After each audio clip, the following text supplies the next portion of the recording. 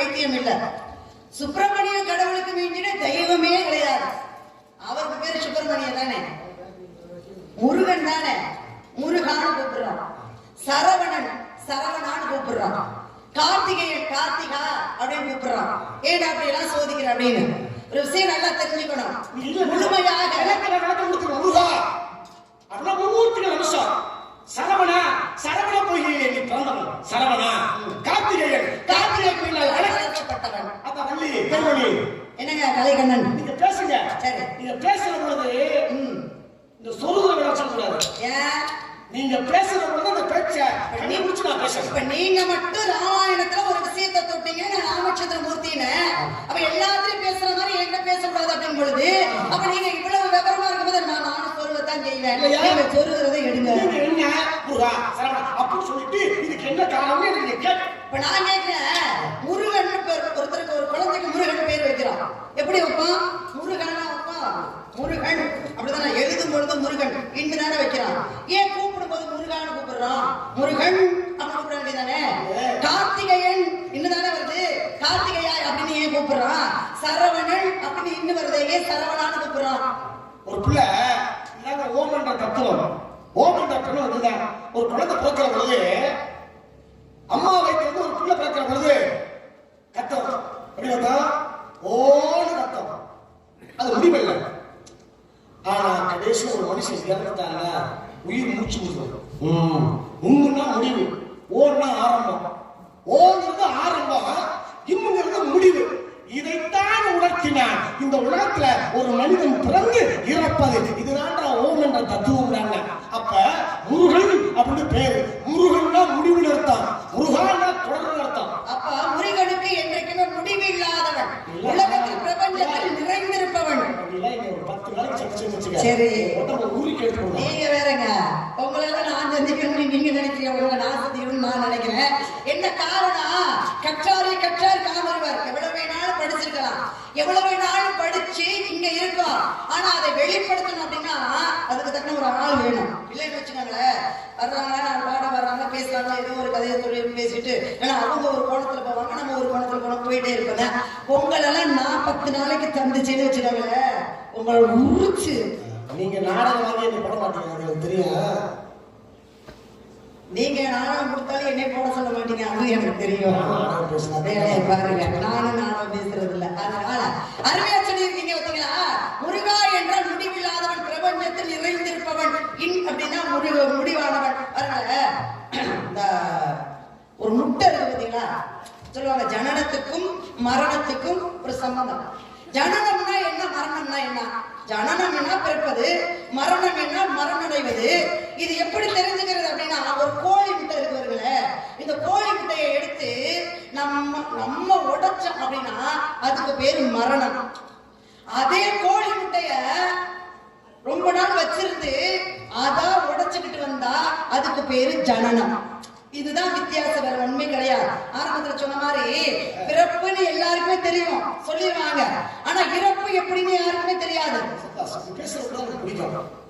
நியாயமான விஷயம். ஒரு முட்டை நம்ம உடைச்சா அது மரணம். ஒரு முட்டையை கோழி அழகாத்தான் உடைச்சு வந்துச்சுன்னா அது ஜனனம். இது அறிவுபூர்வமான விஷயம். இப்ப நம்ம ஆளுக்கு கேட்க மாதிரி சொல்லி பாருங்க. கல்யாணம் பண்ணி பின்னாடி பொண்டாட்டி இருக்கிற மழை பண்ணி வச்சுக்கோ, அது அப்பாட்டே போயிடும். வெயிட் பாட்டி வேற வேற அப்பாட்டில வெயிட் பாட்டி சீக்கிரம் கூடாது. அங்க ஒரு திருப்பி வரல பொண்டாட்டி பொண்டாட்டி இருப்பா. நம்ம ஆளுடைய பழக்கம் தானே. எனக்குலாம் 5 முன்னாடி 6 முன்னாடி கட்டி 40 பிள்ளையா பார்த்துருக்கேன். அன்னைக்கு இன்னைக்கு இல்ல, இன்னைக்கு நம்ம புள்ளிய பார்க்க முடியாது போயிடுச்சு இல்லையா. பாருங்க, பொண்டாட்டி வச்சுக்கிட்டா வப்பாட்டி. இந்த பொண்டாட்டிக்கு வப்பாட்டிக்கு என்ன சொல்லிச்சுல, ஜனனம் மரணம், இதுக்கு வேறுபாடு. அது தத்துவமான விஷயம், இது நடைமுறையான விஷயம். காலையில் சோத்தாக்கி உங்க கையில் கொடுத்து உங்க மனைவியில வந்து போயிட்டு வாங்கோ அப்படின்னா பொண்டாட்டி, போயிட்டாரு வாங்கோ அப்படின்னா அவ வப்பாட்டி.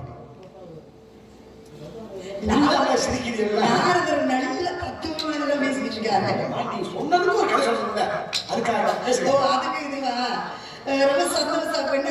ஜனனம் மரணத்தை பத்தி பேசிட்டு இருக்கீங்களா? அது மாதிரி இப்ப எங்க விட்டோம் அப்படின்னா ராமாயண கதையில விட்டோம்.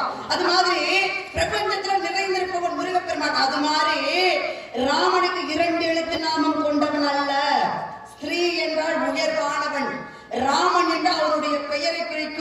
சந்திரன் இருக்கா பாத்தீங்களா, அவனுக்கு ராமனை ரொம்ப பிடிக்கும். சந்திரனாரு உண்மை சொல்லுங்க, நிம்மடி மட்டும் சந்திரனா நம்ம சந்திரன், மிருதங்க சந்திரன், நாடகத்துல சந்திரன், இங்கே சந்திரன் இருக்காங்க, சந்திரன் சந்திரன் நிம்மடி மட்டும் என்ன சொல்ல காலை உதித்து வருபவனுக்கு என்ன பேர்? கதிரவன் பேரு. காலை உதித்து வருவனுக்கு கதிரவன் பேரு. கண்கண்ட தெய்வம் அவர்தான். எல்லாரும் என்ன பண்றீங்க, காலையில நல்ல தலையோட நீராடிக்கிட்டு குளிச்சுட்டு கிழக்கு முகமாக திரும்பி கண்கண்ட தெய்வமாகப்பட்ட சூரிய நமஸ்காரம் செய்ய. இதை விட பெரிய ஒரு வேண்டுதல், ஒரு சாமி கும்பிடுற வேற எதுவுமே கிடையாது. சரிங்களா? இப்ப நம்ம கோயிலுக்குள்ள போறோம், அது வேற விஷயம். நமக்கு போறதுக்கு நேரம் எல்லாம் அது வேற விஷயம். சரிங்களா? காலை உதித்து வருபவனுக்கு பெயர் கதிரவன், அவனுக்கு சூரியன் பேரு. இரவுல ஒருத்தர் வர்றாருல, அவர் யாருங்க? நிலா. நிலா அவர் பேரு இல்லையா? நிலான்னு ஒரு பேரு. சரி. மதின்னு ஒரு பேரு. மதினா அறிவுன்னு பேரு, அழகுன்னு பேரு, இன்னொரு பேரு இருக்கு. ஒரு பேரு நம்ம நினைச்சோம் நிலா. நிலா ஓடி ஐயா நீங்க சொல்லுங்க, ஐயாவுக்கு தெரியுங்க. அதேலா தெரியும். நடிப்பு. இவர் நடிக்க ஆரம்பிச்ச சிவாஜி கணேஷ் சிவாஜியே இங்க வராம போயிட்டாங்க. அது வேற விஷயம். சாமத்து நடிக்கிறவங்க சுவாசம் ரொம்ப போட்டு இருப்பாங்க. அந்த அம்மா நடிக்கிற போது நம்ம எப்படி நடிக்கணும் அப்படி போட்டு வருவாங்க. இந்த அம்மா வாய்க்கால எப்ப என்ன சுவாசிக்கணும்னு சொல்லிச்சோ சாமத்து மாதிரி. என்ன காரணம்னா, திரைப்பட உலகத்திலேயே நடிகர்களிலேயே நடிகர் திலகம் அப்படின்னு பெயர் பெற்றது யார் அப்படின்னா ஐயா கணேசன் தான். அவங்களுக்கு இயற்கை, அவங்களுக்கு ஈக்குவல், அவங்களுக்கு சமமாக போட்டி போட்டு நடிச்சதுனால இவங்களுக்கு நடிகையர் திலகம்னு பேரு. வேற யாராவது இருக்கா? சிவாஜிக்கு மட்டும்தான் நடிகர் திலகம், சாவித்திரி அம்மாவுக்கு மட்டும்தான் நடிகையர் திலகம். அப்ப போட்டி போட்டு நடிச்சவங்க எல்லாம் ஒரு பக்கம் இருக்காங்க. இப்பெல்லாம் அரைகால பூசுறாங்க. இந்த ஆங்கிலத்துல சொன்னா மேக்கப் போடுறாங்க, வர்றாங்க. பேசுறதுக்கு ஒரு ஆளு, பாடுறதுக்கு ஒரு ஆளு, ஆட சொல்றதுக்கு ஒரு ஆளு, துணிமணி கொடுத்துறதுக்கு ஒரு ஆளு, வந்து பொம்மை மாறி நின்றுட்டு போறவங்களுக்கு கோடி கணக்குல சம்பளம். அதுங்களா? ஒரு கதாநாயகன் மேல இருந்து கீழே குதிப்பார். மேல இருந்து குதிப்பவரை மேல குதிக்க போது காட்டுவாங்க, கீழே குதிச்சவனை காட்டுவாங்க. ஆனா இடைப்பட்ட இடத்துல காட்ட மாட்டாங்க அவரை. அது குடிக்கிறது யாரு? அவருக்கு சாயல்னு பேர், அதாவது டோப்புன்னு பேரு. டோப்புன்னு பேர் என்ன காரணம்? வேற ஆள் குதிக்கிறாங்க. குதிக்கிறவனுக்கு, கஷ்டப்பட்டு குதிக்கிறவனுக்கு 5000 சம்பளம். இந்த டூப்பு போட்டு முகத்தை காட்டுறவனுக்கு 5 லட்சம் ரூபாய், 5 கோடி சம்பளம். இது ஒரு பக்கம் இருக்கட்டும். அப்ப சந்திரனுக்கு ராமனை ரொம்ப பிடிக்கும். என்ன காரணம்? ராமனுடைய அழகு அப்படி, அப்பேற்பட்ட ஒரு அழகு. இந்த அழகு அதனாலதான் சொல்லுவாங்க, ஸ்ரீராமன் தோழழகும் சீதாதேவியினுடைய நடையழகும் அப்படிம்பாங்க. ஸ்ரீராமனுடைய இந்த தோள்களை பார்க்கும் பொழுது பார்க்க பார்க்க ஆனந்தமாக இருக்குமா, அவ்வளவு அழகா இருப்பாரா. அப்பேற்பட்ட ஒரு அழகனை எப்படியாவது பக்கத்துல போய் நின்று பார்க்கணும்னு சந்திரனுக்கு ஒரு ஆசை. எதிர்பார்த்துட்டே இருக்க, எப்படியாவது போய் ராமனை பார்க்கணும் அப்படின்னு. கைகைக்கு மாடத்துல உட்காந்து சோறு ஊட்டிக்கிட்டு இருக்காங்க. யாருக்கு? ராமனுக்கு, சின்ன குழந்தைகள். இப்ப சாப்பாடு ஊட்டிக்கிட்டு இருக்கும் பொழுது நம்ம இப்பெல்லாம் பாருங்க, நம்ம குழந்தைகளுக்கு எல்லாம் வெளியே வந்து கிராமத்துல ஊட்டுவோம். இதே நகரங்கள்ல ஊட்டுறாங்கன்னா அந்த பழக்க வழக்கம் இருக்கா என்னன்னே தெரியல. சாப்பிடல அப்படின்னா உடனே அந்த கைபேசி சனியை எடுத்து கையில கொடுத்து அதுல ஒரு அதை போட்டு சாப்பிடு அப்படின்னு விட்டுறது. இப்ப அது இல்லாம ஒரு பிள்ளைங்க சாப்பிடணும் இல்லை, அதே மாதிரி பழக்கி விட்டாங்க. சரிங்களா? அப்ப நம்ம குழந்தைங்க சாப்பிடலாம் அப்படின்னா என்ன பண்ணுவான்? இந்த தாத்தா பாரு, தங்கி பாரு, கடையில அது மாதிரி நம்ம வேடிக்கை காட்டிக்கிட்டே ஊட்டுவோம். இல்லைன்னா என்ன பண்ணுவான்? அங்க ஒரு நிலவு, உனக்கு ஒரு வாங்கி, நிலாவுக்கு ஒரு வாங்கி, அப்படிதான் ஊற்றுவோம். அதே மாதிரி மாடத்துல இங்க கைகையாகப்பட்டவர் ராமனுக்கு சாப்பாடு ஊட்டிக்கிட்டு இருக்கா. ராமன் என்ன பண்றாருன்னா அழுகிறாரு, சாப்பிட மாட்டேன்னு. அப்பதான் சொன்னாங்க, ராமா உனக்கு நிலவை பிடித்து தருகிறேன், நீ சாப்பிடுனா. அப்ப நிலவை பிடித்து தருகிறேன் அப்படின்னா எனக்கு நிலவு வேணுமானார். என்ன பண்றது? நிலவு வேணும்னா எப்படி பண்றது? அப்பதான் அவங்க ஒரு யோசனை பண்ணாங்க. பெரிய ஒரு வட்டம், அந்த வட்டம் நிறைய தண்ணி. இந்த தண்ணியை கொண்டு வந்து மாடத்துல ராமன் பக்கத்துல வைக்க, எப்படா ராமனை பார்க்கணும், ராமனை பார்க்கணும் அப்படின்னு சொல்லி காத்துக்கிட்டு இருந்த சந்திரன் எதிர்பார்த்துக்கிட்டே இருந்தான். ராமன் பக்கத்துல பெரிய மட்டாவில் உள்ள தண்ணி பக்கத்துல, அந்த தண்ணிக்கு நடுவுல சந்திரன் முழுமையாக தெரிந்தான். ராமன் முகமும் அந்த தண்ணியில் தெரிந்தது. ராமன் முகம் தெரிந்த உடனே சந்திரன் நேரா வந்த ராமன் பக்கம். ராமன் முகம் தெரிந்த உடனே சந்திரன் நேர ராமச்சந்திரமூர்த்தியிடம் வந்தார். அதனாலதான் எப்பொழுது ராமனை பார்க்கணும்னு ஆர்வத்துல இருந்து ராமனோடு சந்திரன் சேர்ந்தாரோ அதுல இருந்து அவருக்கு ராமச்சந்திரன் வேறு. அப்போ ஒன்னோடு ஒண்ணு சேர்ந்ததனால இங்கே சிறப்பு. அதனாலதான் பார்த்துக்கிட்டே இருந்த காட்டுக்குள்ள அதை விட்டுக்கூடாது இல்லையா? காட்டுக்குள்ள ஒரு பார்த்துக்கிட்டு இருந்தா கிளவி எப்ப என் பிள்ளை வரும், எப்ப என் பிள்ளை வரும் அப்படின்னு. ஆமா, அதை வச்சுதானே இது வந்துச்சு. ஸ்ரீராமச்சந்திரமூர்த்தி பார்த்துக்கிட்டே இருக்கா ஒவ்வொரு கழிகளையும். அவ சாப்பிடுவாளா பாருங்களேன். ஆண்டவனுக்கு படைக்கிறது எப்படி படைக்கணுமா? நம்ம மனம் புகழ்ந்து அன்போடு முழுமையான எண்ணத்தோடு எச்சி வச்சு கொடுத்தாலும் இறைவனை ஏத்துக்குவாரான். அதனால எச்சியை இறைவனை ஏத்துக்குவான், எச்சத்தை ஏத்துக்க மாட்டான் அப்படின்னா.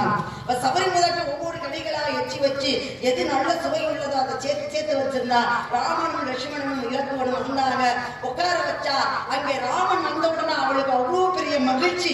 ராமா, என் பிள்ளை நீ வந்துட்ட, உனக்கு நான் நிறைய கனிகளை சேர்த்து வச்சிருக்கேன், இந்த கனிகள் எல்லாம் நீ சாப்பிடணும் அப்படின்னு கனிகளை பூரா அள்ளி கொடுத்தா எல்லாம் நல்லா இருந்துச்சு. சிலது நல்லா இருந்துச்சு, சிலது பூச்சி இருந்துச்சு, சிலது காஞ்சி இருந்துச்சு.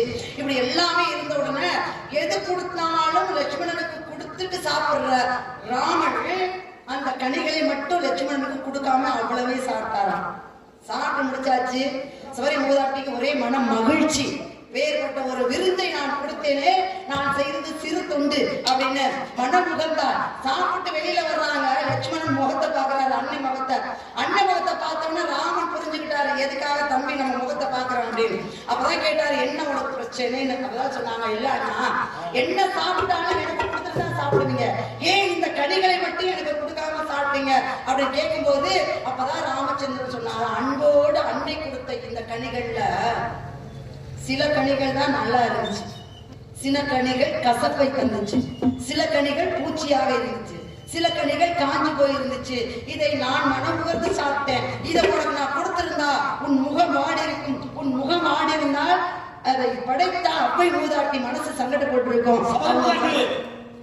சபரி மூதாட்டி மனம் சங்கடப்பட்டிருக்கும் அப்படிங்கிறதுக்காக கதை சொல்றது பேர மாத்திரம்னா அதனாலதான் நான் உனக்கு கொடுக்காம நானே சாப்பிட்டேன் அப்படின்னு ராமச்சந்திரமூர்த்தி ஒரு அருமையான விஷயத்தை சொன்னாரு. அங்கே நடந்தது பக்தியால் கொடுக்கப்பட்ட கனிகள் விஷயம். சபரி கொடுத்தது சிலது நல்லா இருந்தது, நல்லா இல்ல. அதனாலே ராமச்சந்திரன் வெளியே சொல்லல, ஆனால் லட்சுமணன் மேல சாப்பிட்டார். அப்ப கொடுத்த சபரி மூதாட்டி மனம் போனதாயிருக்கு. இதைத்தான் உணர்த்தினான் சுக்ரீவட்ட. சுக்ரீவா, நானும் விஷ்ணு வரும் பொழுது எனக்கு மட்டும் ஒரு மரத்தை ஒழிச்சு சிம்மாசனம் அமைத்து என்னை அமர வைத்தாயே, என் தம்பி லட்சுமண கண்டுக்கலையே. இப்போ அண்ணன் வாலியோட சண்டை போடுற பொழுது இந்த லட்சுமணனுடைய அருள் உனக்கு வேணும்டா, அதனால அவன் கையால ஒரு மாலையை வாங்கி போட்டுக்கிறாங்க. அப்ப மாலையை லட்சுமணன் கொடுக்க சுக்ரீவன் போன கதை. அதனாலே இவ்வளவு விஷயம் இருக்கிறது. உன்னை நிறைய சந்திக்கணும் ஒரு ஆசை இருந்தாலும் கதிமுறை உணர்வு இருக்கிற வார்த்தை கேட்கலாம் அப்படின்னா அடுத்த நேரங்களோட சந்திப்போம். பண்டு வில்லு கல்வி மலிமாதே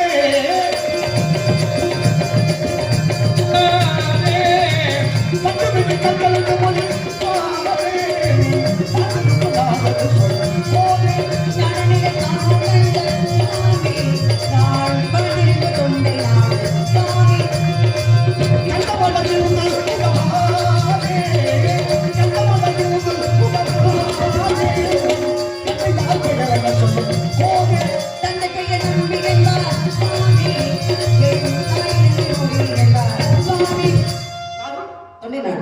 புரிஞ்சுங்களா?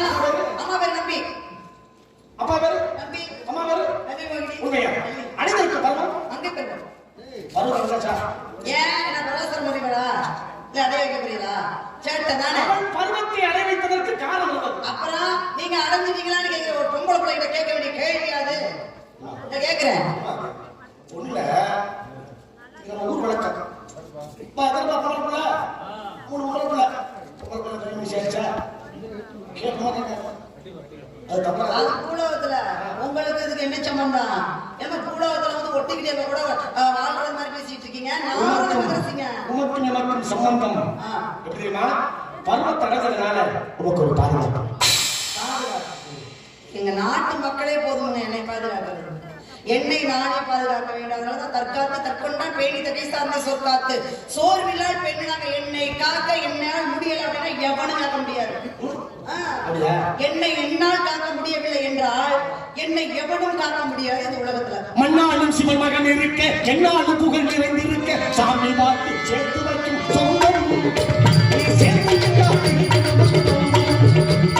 மண்ணாலும் சிவன் மகன் இருக்க மண்ணாலும் சிவன் மகன் இருக்க என்னாலும் புகழ் நிறைந்திருக்க சாமி வாட்டி சேர்த்து வைக்கும் சொந்தம் நீ சேர்த்துக்கிட்டால் இருக்கு நமக்கு சொந்தம் எத்தனையோ பொண்ணை பார்த்து நானமா அந்த அத்தனையும் பொண்ணை போல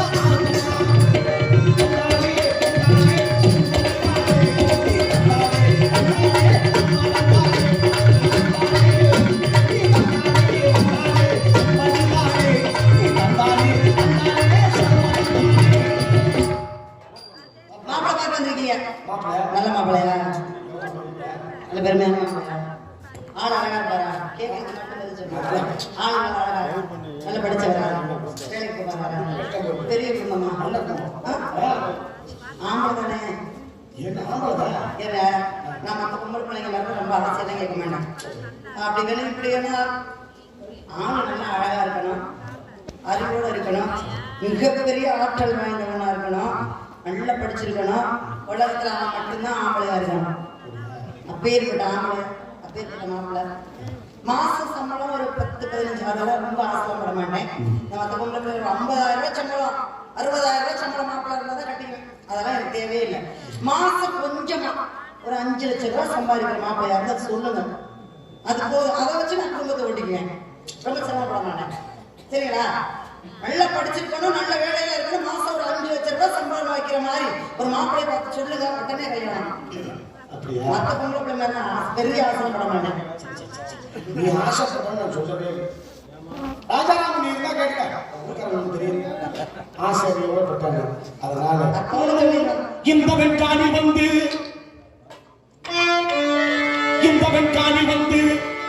இப்படி தனியாளாது செந்தினை குணத்தாத்திருந்த சிறுகுடி வாங்கலன்றோ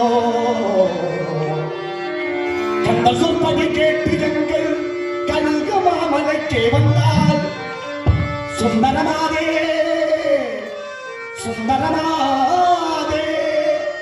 சுகந்தமிழ் இருக்கலாமே சொல்லும் என் வார்த்தை கேளம்மா.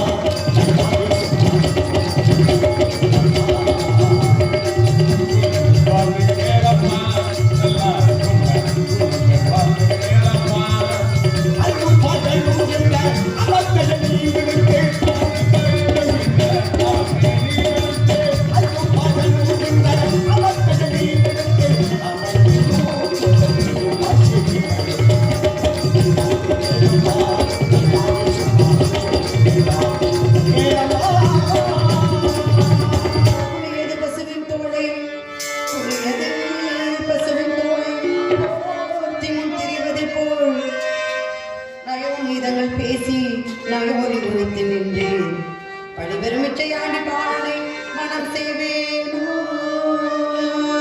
பொய்யானத்தாக வேண்டும்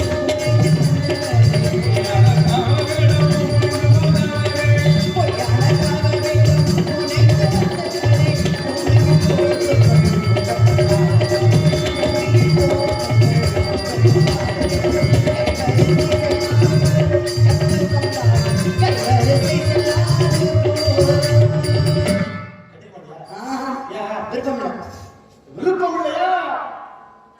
ஆசை விருப்பம் இல்லை. மானத்தனை பார்த்து வந்திருக்கீங்க. நான் கேட்கிறேன், தெய்வம் எப்பேற்பட்ட தமிழ் கடவுள் முருகன் சொல்லலாமா? நான் எங்க, அவர் எங்க? நான் பார்த்து வணங்கலாம், கையெடுத்து கும்பிடலாம், திருமணி பெற்றலாம். திருக்கரங்களை பிடிக்க முடியுமா? பிடிக்க முடியாது. எவ்வளவு வித்தியாசம் ஒண்ணுல இந்த போட்டோக்கு இந்த தங்கத்துல என்ன சேர்த்து நகை செஞ்சிருக்கீங்க? சொம்பு சேர்த்து நகை செஞ்சிருக்காங்க. என்ன சேர்த்து? செம்பு. நீங்க ஒரு செம்பு மாதிரி, முருகன் ஒரு தங்க மாதிரி, 2 பேரும் சேர்ந்து செய்யணும். ஏன் அவர் நார் மாதிரி நான் பூ மாதிரி சொல்லக்கூடாதா? அதை கூட நானும் செம்பு இல்ல, அது கொஞ்ச நாளையில பயன்படாம போயிடும். சரி, இது கடைசி வரைக்கும் பயன்படும். அதனால சந்திப்போம். அவரு ஒரு நகையாக வரணும் அப்படின்னா நான் சேரணும். இப்ப என்னை வச்சு அவருக்கு லாபமா, அவர் வச்சு எனக்கு லாபமா? இல்ல அவர் தங்கம்ட்டீங்க. தங்க செம்போட சேர்ந்தாதானே ஒரு பொருள் ஆகும். அப்ப தங்கத்துக்கு மதிப்பா செம்புக்கு மதிப்பா? செம்புக்கு தான் மதிப்பு. அப்ப அப்ப அவர் ஏன் கூட வந்தாதான் அவர் மதிப்பா என்னங்க தங்கம் வந்து ஒரு 6000 ரூபாய் வச்சுக்கோ, ஒரு கிராம் 6000 ரூபாய். செம்பு சேர்க்கிறோம் 60 ரூபாய் தாண்டி சொன்னா ஒரு 78,000 இன்னும் வருத்தம் இல்லை. இன்னெல்லாம் வந்து நான் அந்த ட்ரெஸ் போட்டு நான் நல்லா போயிருவேன். இந்த ஏழை பிள்ளைகள்லாம் ஒரு புள்ளியை கட்டி கொடுக்கறதுக்கு எவ்வளவு சிரமப்படுத்துறது. ஆத்தா பகவதி நீ இருந்தா கேட்டுக்க. தமிழ் கடவுளே, தமிழ்நாட்டை காப்பாத்து. பரிகண்டா முருகப்பெருமான் உனக்கு சொல்லிட நாம நான் இல்ல அவனுக்கு சத்தியம் பைத்தியம். முருகா